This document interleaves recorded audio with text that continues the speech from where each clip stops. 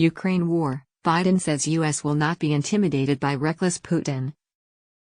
President Joe Biden has warned Russia that the United States will not be intimidated by reckless threats after Vladimir Putin annexed 4 occupied regions of Ukraine. Mr. Putin appeared to make a veiled threat to use nuclear weapons to defend the new annexed territories. He declared that the regions would forever be part of Russia. NATO Secretary General Jens Stoltenberg called the annexation the most serious escalation since the start of the war.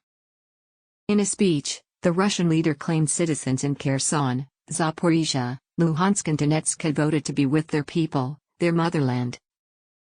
He said the U.S. had created a precedent by using nuclear weapons against Japan at the end of World War II, in an apparent threat. Mr. Putin last week said his country had various weapons of destruction and would use all the means available to us, adding the Kremlin has made clear that any attack on the newly annexed regions would be seen as an attack on Russian soil, signaling an escalation in the war.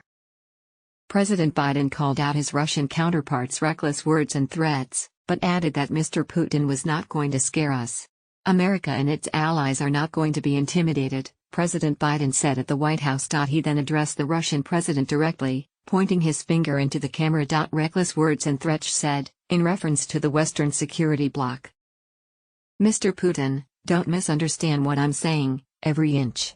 Shortly after, Mr. Biden's top national security official said while there was a chance of Moscow resorting to nuclear weapons, there did not appear to be an imminent threat. Ukraine launched a new, fast-track bid to join NATO soon after Mr. Putin's speech. President Vladimir Zelensky said Ukraine had long been a de facto member of the security bloc and accused Moscow of redrawing borders. Mr. Putin, don't misunderstand what I'm saying, every inch.